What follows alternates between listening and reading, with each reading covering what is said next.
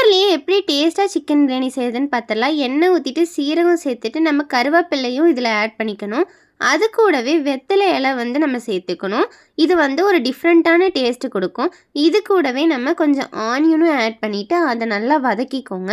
Next புதினா, கொத்தமல்லி, வெங்காயம், பூண்டு இது 4த்தையும் நம்ம ஒன்றா அரைச்சிட்டு அதையும் ஆட் பண்ணிட்டு அது கூடவே தக்காளியும் சேர்த்து நல்லா வதக்கிக்கோங்க.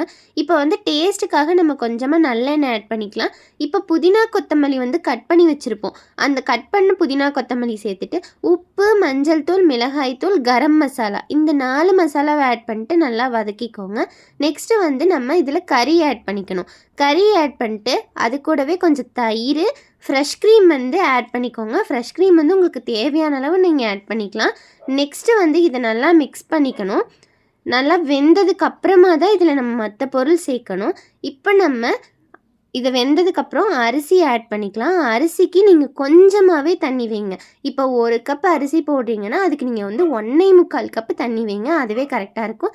இதில் நம்ம இப்போ திண்டுக்கல் பிரியாணி மசாலா போட்டுட்டு நல்லா நம்ம கலந்து விட்டுட்டு மூடி போட்டு விசில் விட்டுருங்க. டேஸ்டியான சிக்கன் பிரியாணி ரெடி.